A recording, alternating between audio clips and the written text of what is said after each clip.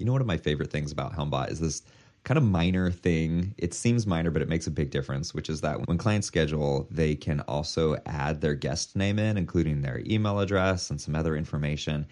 So when they book, they're both under their name, but you know the guest name as well, which is great. It's all good and well. But the thing I love is that you can then switch that client into somebody in your system. So you have a perfect record of how many times they floated or had massage or whatever modalities you're offering. Plus, you can send them a float waiver. If they are coming in for a float, you can switch that over and then immediately know that that client is just totally, fully in the system. Love that. Plus, having somebody's email address is always a good thing. So everybody who comes into your center, you have their information.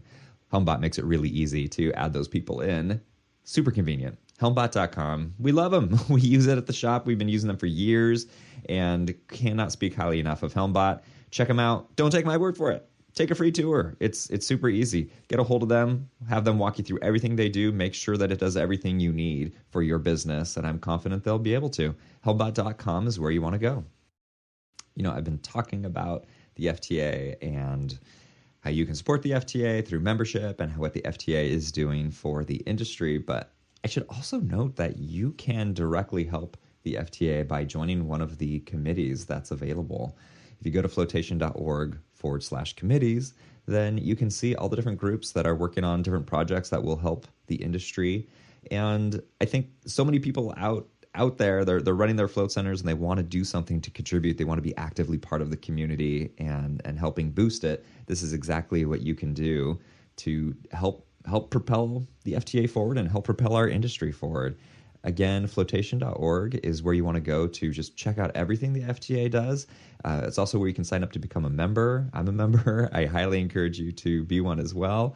Support the FTA as the FTA supports us. And if you're interested, if you want to be part of this, go to, again, to the committees page and see if any of those call out to you, and that's something that you want to do is help our industry through the FTA. Again, flotation.org is where you want to go. Let's start a really fascinating episode right about now.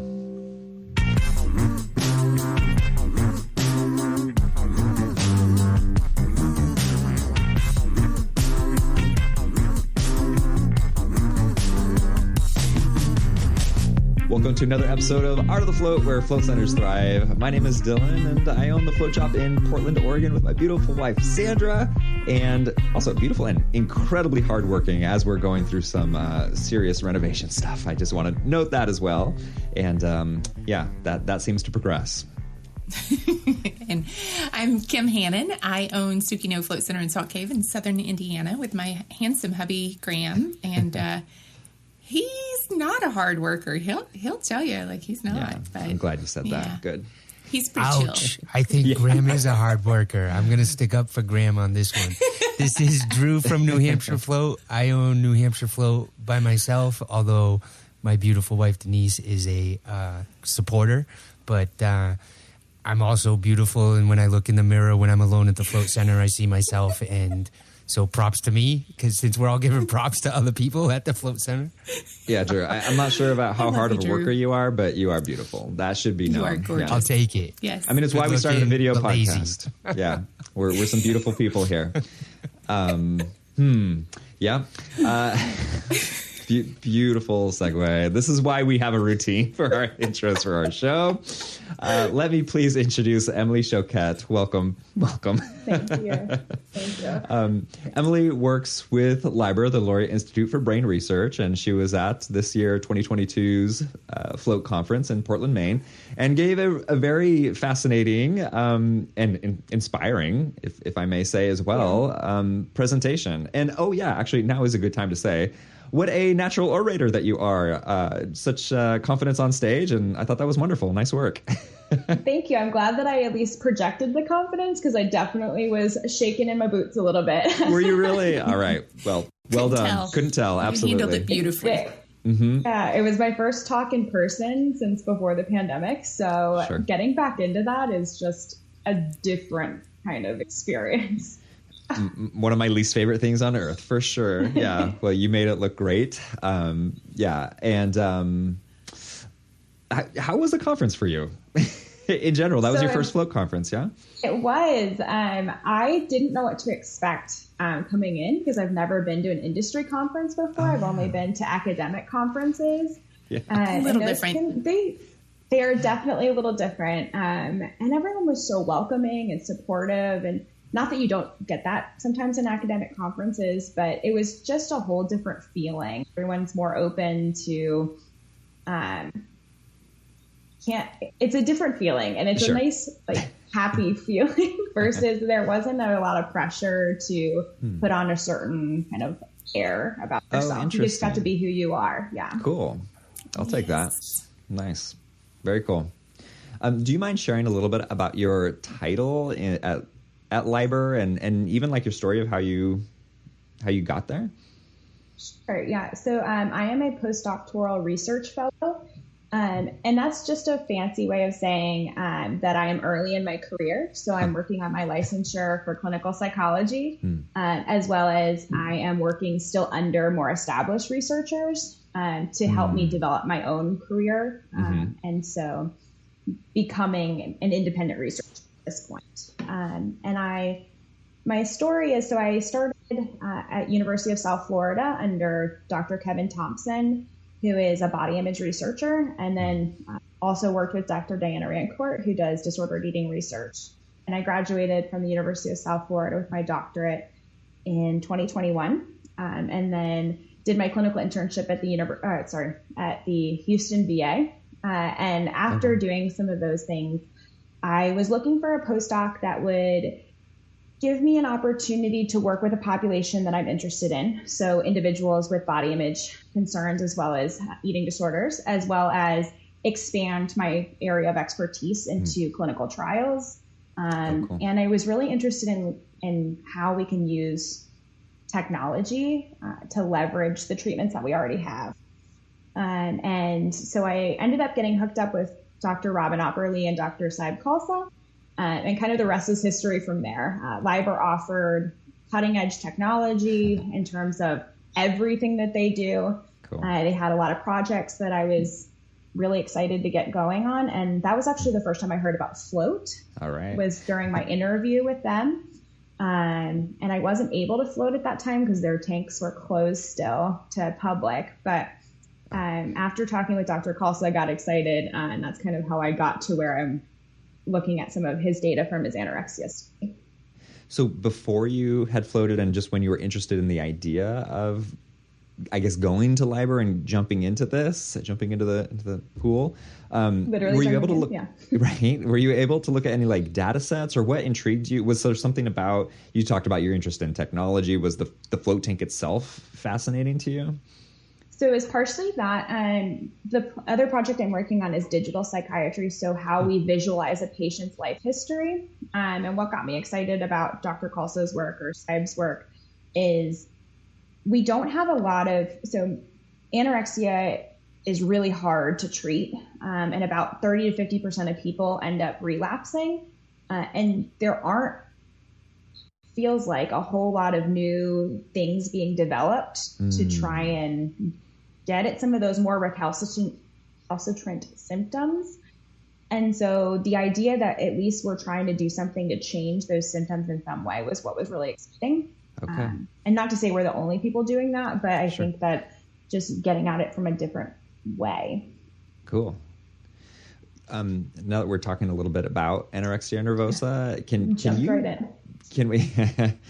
Can we? Yeah, we sure did. And I hope to actually kind of deep dive here. But can you explain what anorexia nervosa is in all its facets? Because I feel like the public has an idea of what it is, and I think the reality is it's more complicated than we think. Yeah. So anorexia nervosa has 3 core symptoms that we think of when we're thinking diagnostic picture. And those are severe calorie restriction leading to significantly low weight. And that's kind of the stereotypical symptom I think you think of when you're thinking of anorexia. Right. The other 2 core symptoms are this intense fear of gaining weight, which can be accompanied by activities to inhibit weight gain. So this might look like, in some people, it might be making yourself throw up, or it might be over-exercising, or whatever that activity is. And then the third one is this distortion in the way that one perceives their body. And that can happen in a couple different ways. So the first is that I actually think my body is larger than it is in reality. And the second way is that I overvalue my weight and my shape and my own self-construct. So somebody who does not have a distorted self-construct views themselves maybe as a friend, a teacher, academic, a dog mom, whoever they are. And individuals with anorexia tend to overvalue what they look like, specifically their weight and shape in that total picture of themselves. Is there... Oh, sorry, go ahead. Go ahead. No, go ahead, please. Yeah. Well, I feel like there was more. I said it was complex, and then you took a breath and I cut you off. So I think there was more there to explore. So those are the kind of three diagnostic features that we... Is there a particular, I don't know if personality profile is the right descriptor, or family profile, or are there similar things that are within somebody's network or environment that tends to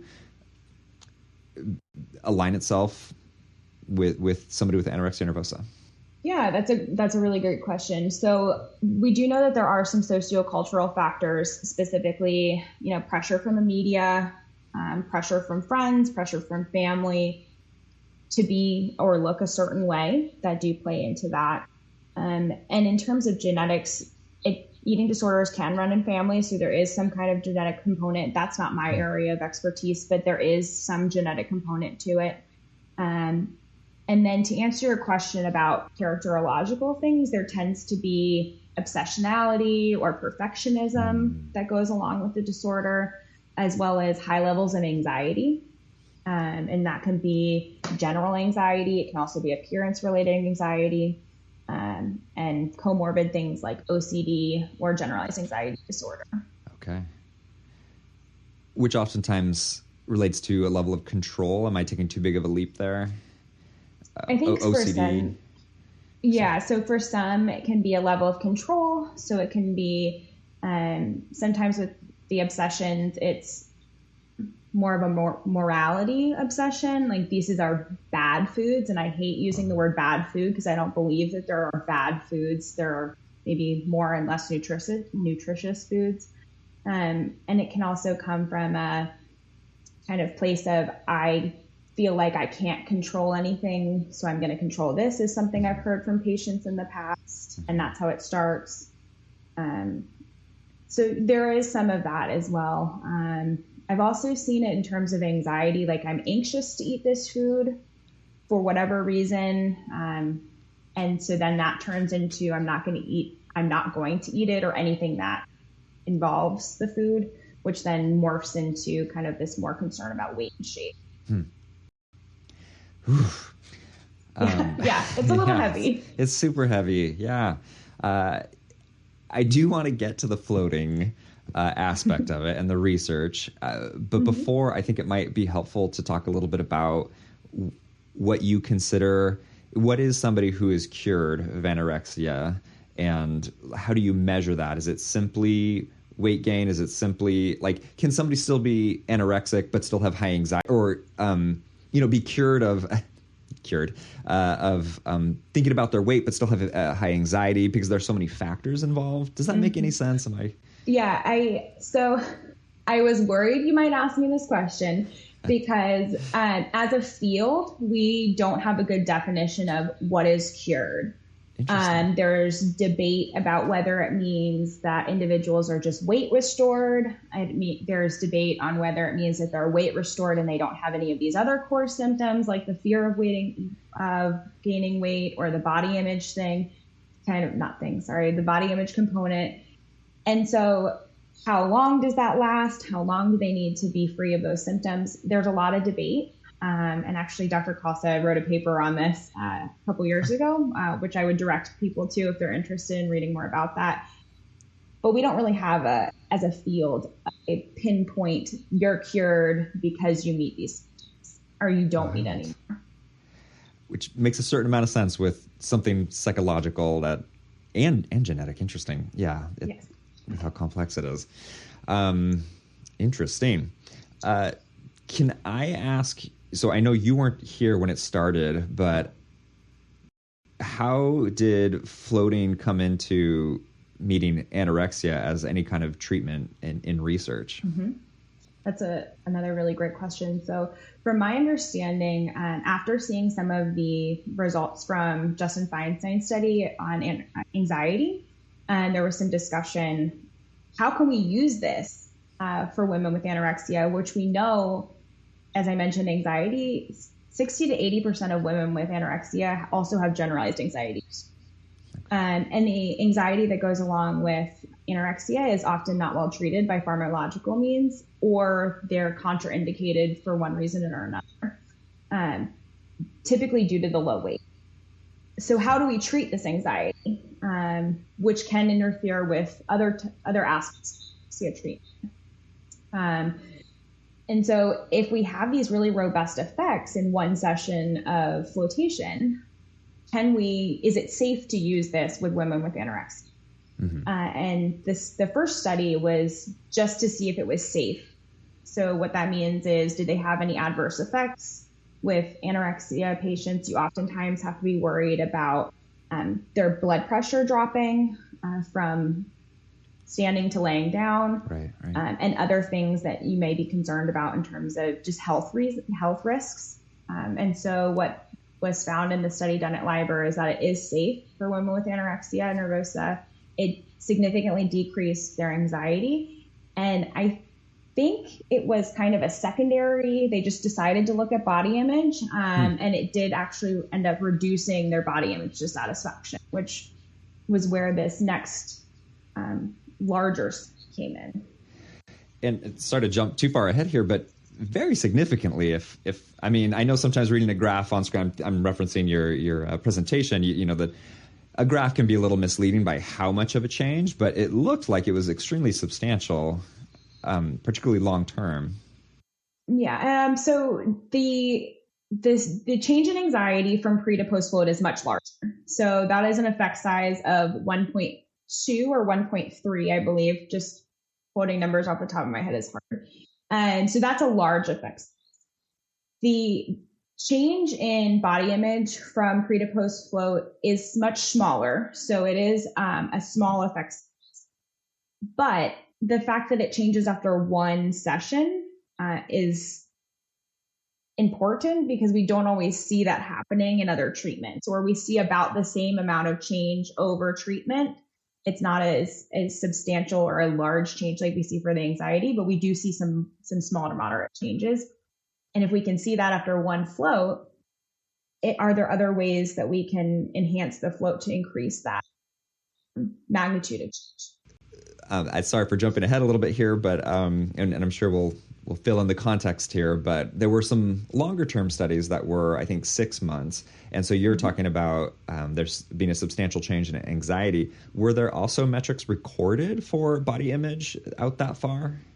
Yeah, so what I was just talking about were the acute changes. So those were immediately pre to post float. In terms of the longitudinal, we measured at the end of the flotation intervention, 6 weeks and 6 months. And so just for some context, the float intervention was 4 weeks, 2 floats a week, about 1 hour each. And so what we found was immediately after, and then at 6 months after, the flotation group had lower body image dissatisfaction than the usual care group. And so usual care, they were receiving all the same assessments, they just weren't floating. Mm-hmm.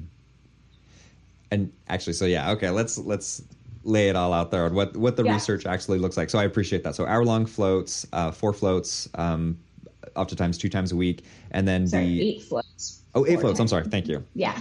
Thank you. And the control, is control the correct term for this situation? Is that sitting in a relaxing chair? Like, is there that direct? So for our control, we're using a usual care. So what usual care looks like is these individuals are all, including the float group, receiving residential treatment for eating disorders. So they are in 40 plus hours a week of individual, group, family therapy. And they receive multidisciplinary care from dietitians, psychiatrists, therapists, occupational therapists, nurses. So kind of it runs the gamut. They get really comprehensive care. What we're adding to that is the flotation rest for the experimental group. Okay. So we don't have, unlike some of Dr. Feinstein's work where he does the chair rest, we didn't have that. We're just looking at the effects of flotation. Got it.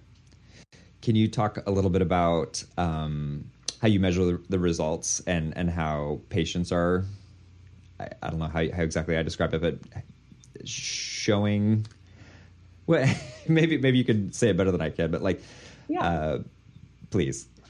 Yeah. So we measured body image. So our primary outcome was the photographic figure rating scale. And that's a measure of perceptual body image. So how someone perceives their own body. And so what it is it's 10 images ranging from an extremely emaciated looking individual, so a low BMI category, up to a larger bodied individual.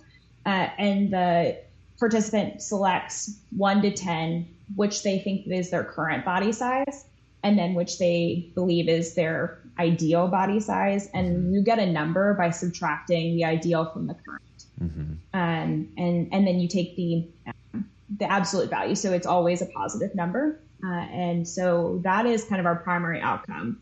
And so then we look at how does that change from before the float to after the float, and that's the acute effects. And we also look at their baseline, so during their screening and their consent visit, to after they've done all the flotation rest sessions, 6 weeks and 6 months after their floating. Uh-huh. And then we look at it 2 other different ways, and that's the somatomap, 2D and 3D.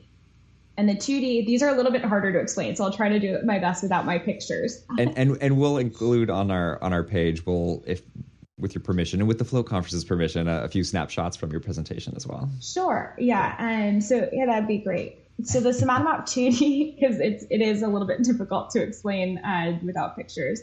The 2D is a body representation, so it's a mannequin on which the individual circles the areas that they're dissatisfied in. So for example, if I didn't like my thighs or my stomach, I would circle that and it fills in for you. Mm-hmm. And you get an individual map for each person. And in order to look at group differences, we average those maps across groups. So you have the treatment group and the usual care group, and you get these heat maps. So it's the proportion of individuals in each group that's identifying that area as an area of concern.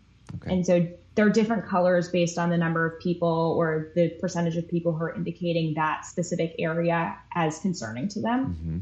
And then what you can do is you can compare them across groups. So you can look at whether or not the float group has reduced areas of concern compared to the usual care group or the individuals who didn't float. Okay. And then the third way is their 3D avatars. So you can manipulate different parts of the body. So there's 23 different areas, so body lengths and body shapes that they can manipulate, the individual can manipulate to make them larger or smaller, to make it look like themselves, and then to make it look like their current ideal or their current body versus their ideal body. Wow. Yeah. Are you sitting there? I just honestly, it just sounds heartbreaking to think about watching somebody completely what we call just some kind of dysmorphia about their body and drawing something that is not who they are, or the ideal being not who they are. It just sounds difficult. It is. And so I, as I mentioned, wasn't here for this specific study. And when I have done some work with individuals with some body image concerns, it is really hard to, you see somebody in front of you and it's not how they see themselves. Mm-hmm. And trying to help them almost change their perception of their own self is the core of the therapy. And we're so deeply ingrained in who we are as people and how we see ourselves often that's really hard. Sure. Yeah, by all means. Do you know, so the people who have results after 6 months, that is without ongoing floating? I assume there's ongoing treatment going on, but are some people floating and some people aren't? And those results are still that strong 6 months later? I'd like to understand that far out a little bit more. Yeah, I think that's one limitation of our current study is we don't know whether or not they continued floating. We didn't offer any continued floating, so if they are, they're going out into the community and they're going to float centers. But unfortunately, we don't know whether or not they are floating after those 8 sessions. Okay, got it. And where does it go from here? What is next? And well, so I think that's a big question because there are so many different directions we could go. Pragmatically, I think one way to go would be let's have individuals go to float centers and see if this is just a LIBR effect, right? We want to make sure that this is replicating across, locations. I think that would be one way to go. My part is in trying to figure out how do we maximize our effect. So how do we make the reduction in body image disturbance? Do we add certain components of therapy, kind of working towards a float-assisted psychotherapy, similar to they have psychedelic-assisted psychotherapy? Is that kind of the way we go? Is this a brief intervention where we take individuals who have higher body dissatisfaction, float them, and then kind of help them engage in therapy? So I think that is the direction I see this going. Cool. Yeah. So one thing that I feel like the float industry has learned very well over, I don't know, like the last 10 years is that research happens slowly. Like it's a slow process. We want the information like this, and it takes a long time. And particularly for it then to become, I don't know, published, but also integrated into the world. Like we don't even really see that yet with floating, particularly in the US. And so I guess I guess you did answer that a bit already of like what your goals would be for what that would look like going forward. Like integration with other float centers and, or I'm sorry, not with float centers, but with, other modalities to assist them in treatment. So I guess we kind of got there already. I guess it sounds like we're at the very infancy though of, hey, it looks like there's something here, and where do we go from here to get the most results? And so it's going to take a long time before we see it in, I guess, real world application. Would that be correct? I think, unfortunately, it may take a little while. As you mentioned, kind of the research pipeline does get backed up in terms of when you're completing the studies and when you're seeing them. I think one way that we can help that as researchers is doing things like coming on podcasts and speaking at conferences for people who are not academics, but for the industry, just to share what we're finding. And kind of bridging that gap a little bit, because they call it, I think it's the curtain of science or something like that. Oh, where, funny. Right? Like we have to open that curtain and let people know what we're doing as scientists. And I think that's one way we can do it. Other scientists are using Twitter. So I think there are lots of people trying to get their science out there and not just in academic journals, because not everyone has access to those either. Yeah. We look forward to your TikTok. That's going to be great. We're not either. It's okay. Do you know any of the younger gen that can help me do a TikTok? Because these like dances, they elude me. I don't. Yeah, I've got a 6-year-old who could walk you right through it. No, we're not. Perfect. Yeah. Let's see here. Okay, so.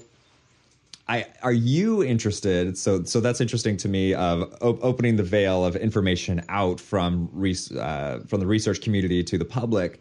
Are you guys steered in any way from the public's information? Like if everybody's like, hey, we have every float center has an anorexia nervosa patient who is experiencing benefits from it. Does that influence you guys as well? So there are avenues for that in terms of case studies. I know there were some people who actually at the Float conference presented on some of those case studies. Other ways that could potentially be beneficial. to research is I know Justin is talking about a database where everybody collects kind of the same information. And so if we do have some of this crowdsourced data, that could help drive some of our research, because we would have what we call pilot data. So kind of the initial data to look at that we could then potentially get funding for larger studies. Okay. And the one downside to that is it's really hard to collect standardized data across lots and lots of different float centers. Sure. And that makes sense. Yes.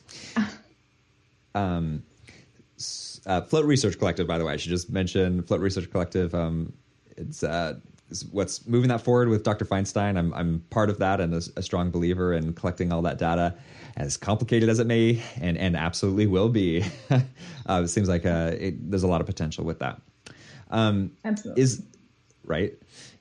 So maybe you've already explained this, and I apologize for being dense, but I'll say, in case any listeners didn't get this, was there, it seems like that study is complete, and maybe they're still looking at data, maybe not, but then where are you in the next stage? It sounds like you're looking at the different avenues of what study to move to next.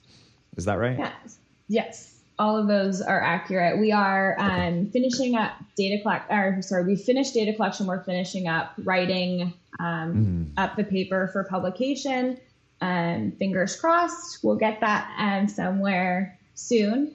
Sure. And then we're going to also, and those will just be the primary outcomes of the study. We also have some secondary analysis that we're doing on the eating disorder symptoms, the weight and shape concern, which we also saw reductions in from baseline at 6 months in the floaters.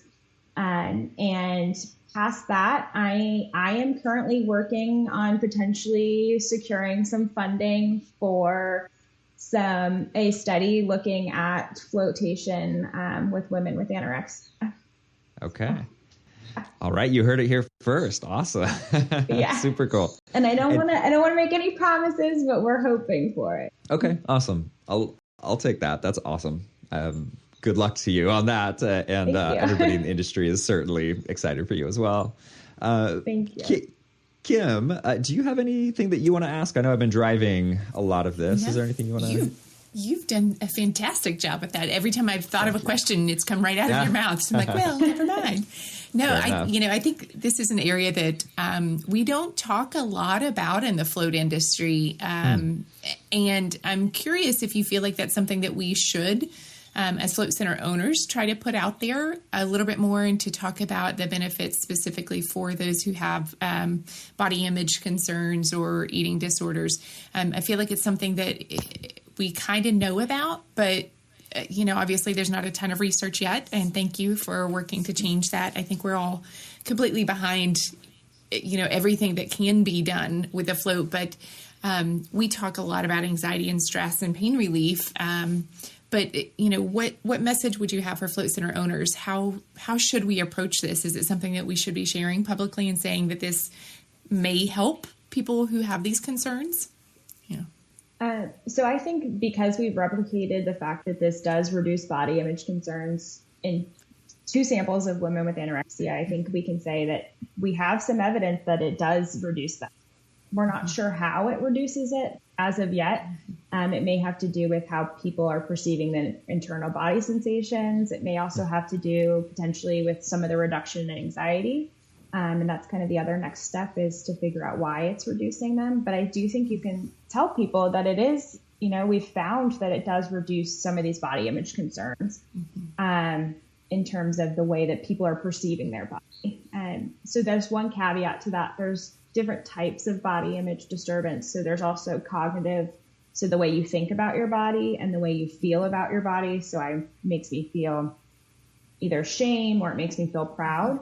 And this is more the way that we're seeing this is more in the perceptual aspect in terms of whether I perceive my body as larger than it is actually. And what we're seeing is that individuals, that changes is the perception.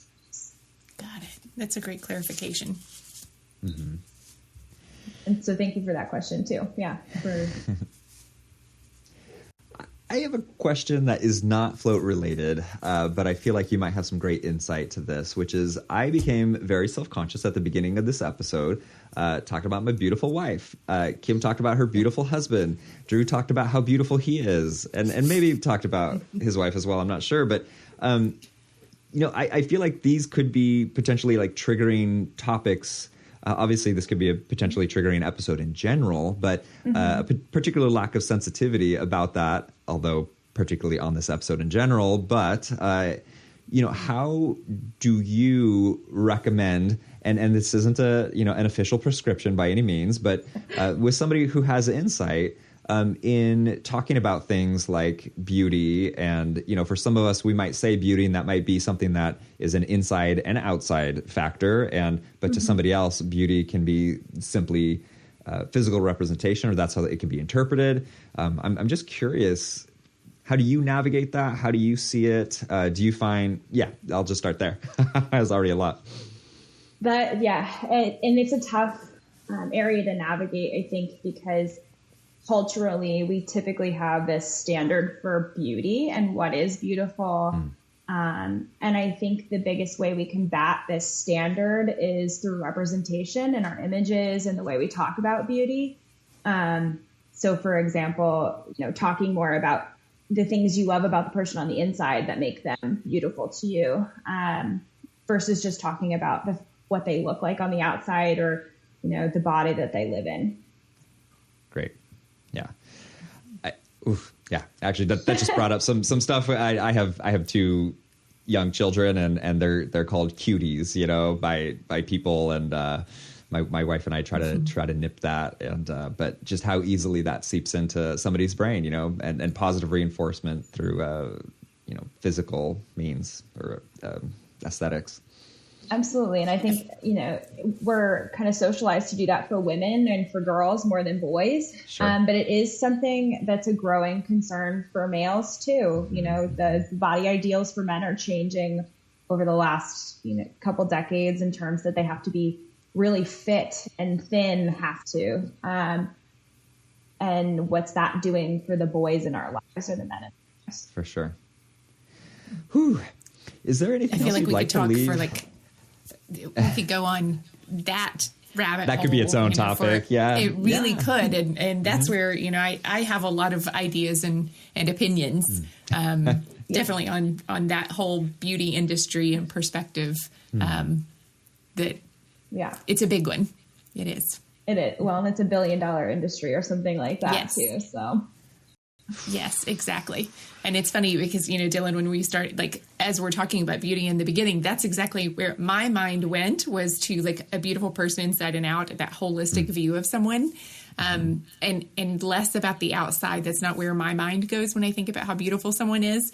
But it took me almost 40 years to get there, because I had to do a lot of work to really unprogram some of those messages that I received. And I still hear, my family is constantly making, comments about how such and such let herself go, or, this person doesn't care anymore. And, lots and lots of comments. And, my own weight has fluctuated. I have about a 40-pound range that I have, ebbed and flowed through, depending on my health and depending on what's happening in my life. And so I've received comments across that spectrum, and it is a really fascinating experience. And it's something that I'm always kind of very aware of, and you mentioned your daughters, that's one thing I very rarely, outside of our podcast crew, we joke a lot about how we all look, and there's such a special relationship that we have, and we can make comments about things. And, but outside of this little group, it's very rare that I ever make comments on someone's appearance, or, even someone's fashion choices. It might be a fun outfit or something like that, but I'm very aware of that and how much work it's taken to get there, though. So we could go way deep into all of that another time. Fair enough. Have Emily back for that. And I think, kind of to your point, maybe that's where we go with some of what we add to the float is some of this acceptance-based work, or the cognitive work, where seeing if that is what really helps maximize the benefit. Right. Can Nice. I add another little bit of just my perspective, which obviously is the least important, but I think it adds a little bit of value in that people can hear things differently, like based off where they come from or whatever, like the way things can enter somebody's brain can go through this interpretation, like this little algorithm that does its interpretation of the data. And like, my dad will comment on my body. You know, when I see him, he'll make a comment, and that has a particular effect on me, but it's not that massive, I don't think. And I think for other people, that comment could be devastating. You know, their dad or a parent or a family member or a stranger, you know, can have a different type of impact on somebody. Yeah, that's all. I just different factors play out, and so navigating the world can just be a different. I don't know if difficult is right, but I think what Kim's talking about and just the sensitivity going out there, just being aware and being sensitive to that, and not overstepping your bounds is probably one of the best ways. Emily, is there anything you want to leave with the audience here? This is a whole bunch of Float Center ogres. Ogres. Did I really just say that?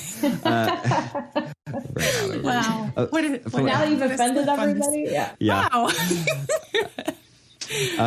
A bunch of Float Center owners who are eager to get information on what's going on at LIBR and how to benefit their clients and who can benefit from floating. So what else might you, if anything, you want to share with our audience, with these ogres?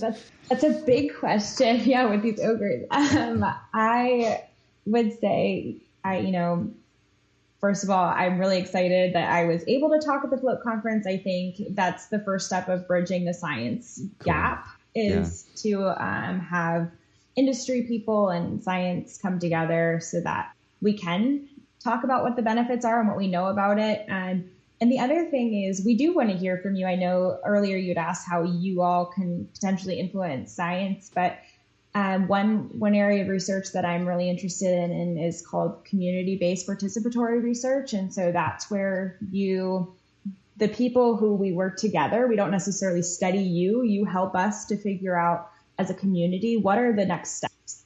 So what are the things that you're curious about? What have you seen in your float centers that you think potentially could have some merit in terms of science? And so those are the ways that we can work together. And also know that we're working hopefully at LIBR towards more studies and more information that we can get out. There's some really exciting pilot studies that are happening right now that I'll wait till Dr. Khalsa can come on and talk about those since it's his work. But there are lots of things happening on our end that we are excited to share. Yay. All right. I'll take that teaser. Cool. Yeah. And we always get pumped for new research coming out. That's awesome. Yeah. Emily, thank you so much for joining us tonight. Thank you so much. I truly appreciate it. This has been very insightful, and I'm really excited to share this with the rest of the Float community. Thank you very much. Awesome.